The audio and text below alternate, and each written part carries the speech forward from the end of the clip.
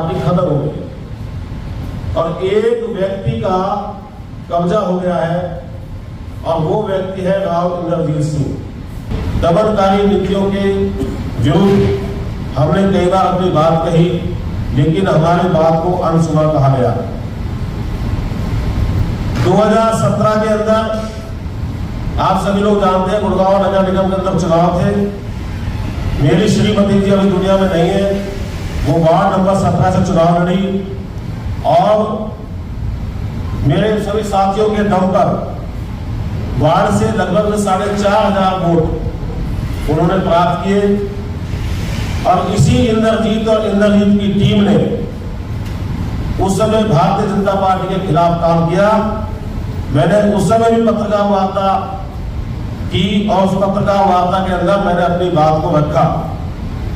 उस समय के जो विधायक थे उमेश अग्रवाल और सांसद इंद्रजीत ने पार्टी के खिलाफ काम किया। मैंने उनको सबूत भी दिए, लेकिन उन्होंने आज तक कोई कार्रवाई नहीं की।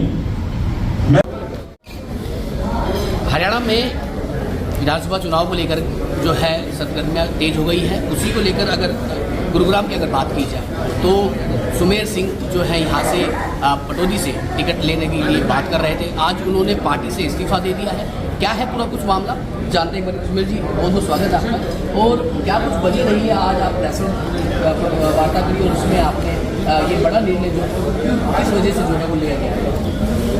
देखिए 2014 से लेकर 2024 तक भारतीय जनता पार्टी दक्षिण हरियाणा में विशेष रूप से एक व्यक्ति विशेष का जिसका नाम है राव इंद्रजीत सिंह और उसकी इंसाफ मंच, उसका भारतीय जनता पार्टी के अंदर पूर्ण रूप से कब्जा हो गया है और ये सभी भारतीय जनता पार्टी के जो कार्यकर्ता, समर्पित कार्यकर्ता, बूथों बैठने वाले कार्यकर्ता अब एक आंदोलन के रूप में इस भारतीय जनता पार्टी को इंसाफ मंच और इंद्रजीत से मुक्त कराने का काम करेंगे। क्या लग रहा है कि जो टिकट नहीं दी गई किस वजह से आपको टिकट नहीं दी गई, और अगर आप अब निर्दलीय तौर पर आएंगे सामने या किसी पार्टी के साथ जुड़ने की जो चाहत रख रहे हैं?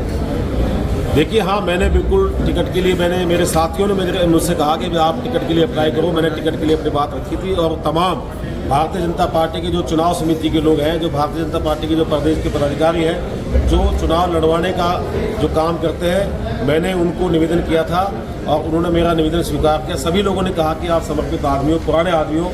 मैं उस समय का भारतीय जनता पार्टी का गुड़गांव का कार्यकर्ता हूँ जब ये 50,000 का शहर था और आज ये 50 लाख का शहर हो गया है। आप समझ सकते हैं जब सेक्टर 4-7 से लेकर के और सोना चौक पर ये शहर समाप्त होता था, मैंने तब से काम करना शुरू किया है। मैंने टिकट मांगा था और मैंने जैसे कहा कि भारतीय जनता पार्टी चुनाव लड़ी नहीं रही। अगर भारतीय जनता पार्टी चुनाव लड़ रही होती तो पटौदी से सुमेर सिंह तंवर लड़ रहा होता, रेवाड़ी से भारतीय जनता पार्टी का कोई कार्यकर्ता लड़ रहा होता, अटेली से भी भारतीय जनता पार्टी का कार्यकर्ता लड़ रहा होता, ना कि राव इंद्रजीत की बेटी आरती, और बावल से भी भारतीय जनता पार्टी का कार्यकर्ता चुनाव लड़ रहा होता, ना कि एक अधिकारी जो अभी नौकरी में था, अच्छे पद पर था, उसका रिजाइन करा करके, क्योंकि वो राव इंद्रजीत का आदमी है और इंद्रजीत को फाइनेंस करता है, इंसाफ मंच को मजबूत करता है, ना कि भारतीय जनता पार्टी को। मेरा यह आरोप है कि जितने भी लोग, चाहे वो गुड़गांव विधानसभा का प्रत्याशी हो, जितने भी लोग हैं वो सारे इंसाफ मंच को और राव इंद्रजीत को मजबूत करते हैं, ना कि भारतीय जनता पार्टी को मजबूत करते हैं। इसलिए मैंने कहा कि मैं तो भारतीय जनता पार्टी का सच्चा सिपाही हूँ और इस इंसाफ मंच से और राव इंद्रजीत से इसको मुक्त कराना चाहता हूँ। आपने कहा कि 35 से 37 साल आपने पार्टी की, एक पदवी से दूसरी पदवी तक प्लेटफॉर्म बदलते रहे, आप आगे आते रहे, लोगों के बीच में जाते रहे। अब क्या सुमेर सिंह बागी तौर पर देखे जाएंगे पार्टी के? मैं बागी शब्द कोई गुआ नहीं है। बागी तो हक और अधिकारों के लिए जब आदमी का मान सम्मान नहीं होता और जब उसकी बात को नहीं सुना जाता तो वो बागी कहलाता है। तो बागी तो स्वाभिमानी का शब्द है। तो मुझे ये गर्व है कि अगर आप मुझे बागी कहना चाहो तो मैं बागी शब्द को भी स्वीकार करूँगा। मैंने कहा ना, मैं तो भारतीय जनता पार्टी के जो नेता हैं, जो संगठन के लोग हैं, उनकी आत्मा को जगाने का मेरा ये काम है। जो उनकी आत्मा सोई हुई है, उनकी आत्मा को जगाने का मैं काम कर रहा हूँ। मैं तो आंदोलनकारी हूँ और मेरा ये आंदोलन जारी रहेगा। मेरा आखिरी सवाल, क्या अब सुमेर जी अपनी कोई पार्टी बनाएंगे या निर्दलीय तौर पे आएंगे या किसी पार्टी के साथ जुड़कर फिर आगे अपना क्योंकि वर्चस्व जो है वो जारी रखेंगे? क्योंकि आपका काफ़ी पुराना जो है वो इतिहास है, आप पार्टी के साथ जुड़ कर काम कर रहे हैं। मैंने कहा कि मैं मूल रूप से राष्ट्रवादी हूँ, राष्ट्र के निर्माण में लगा हुआ हूँ। ये तो सवाल ही पैदा नहीं होता कि मैं किसी और पार्टी में जाऊँ, क्योंकि मेरे विचार ही नहीं मिलते।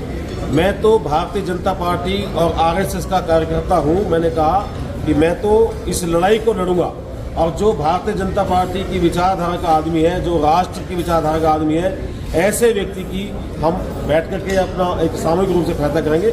और यदि हमें कोई मदद करनी होगी तो ऐसे व्यक्ति का जो आदमी गुड़गांव का विकास कराना चाहते हो, गुड़गांव के जो सामाजिक क्षेत्र में जो आदमी काम कर रहा हो, तो ऐसे व्यक्ति का हम विचार कर सकते हैं। कहीं ना कहीं पार्टी वापस अपने कार्यकर्ताओं को मनाने की बात करें, तो क्या अगर आपके पास फिर से कोई प्रस्ताव आता है, आप पार्टी को वापस जुड़ लेगा, तो सुमेर जी वापस जाएंगे? मैंने कहा कि मैं दक्षिण हरियाणा के अंदर राव इंद्रजीत सिंह और इंसाफ मंच से छुटकारा चाहता हूं। ये बीजेपी के अंदर इन्होंने कब्जा कर लिया है, बीजेपी के अंदर से अपना कब्जा हटाएं। मैं भारतीय जनता पार्टी में काम करने के लिए तैयार हूँ। बहुत बहुत शुक्रिया। तो ये हमारे साथ सुमेर जी थे, जो पटौदी से टिकट मांग रहे थे, जिनको टिकट नहीं दी गई, और इन्होंने पूरा जो कहता ठीकरा है वो राव इंद्रजीत पे फोड़ा है, और राव इंद्रजीत कहीं ना कहीं अपनी मनमानी करते नजर आ रहे हैं। इनका साफ तौर पर ये कहना है, और ये कह रहे हैं कि ये अपने निर्दलीय तौर पर भी सामने आएंगे, पार्टी के साथ जुड़े रहेंगे, और अभी इनके पार्टी के जितने भी जो इनके कार्यकर्ता साथी लोग हैं, वो लोग इनके साथ जुट करके बैठ करके बात करेंगे। उसके बाद ही ये आगे क्या कुछ करना है उस पर निर्णय लिया जाएगा। गुरुग्राम से और ऐसी पटौदी बाकी हरियाणा से जुड़ी खबरों के लिए देखते रहे हरियाणा मेट्रो न्यूज़।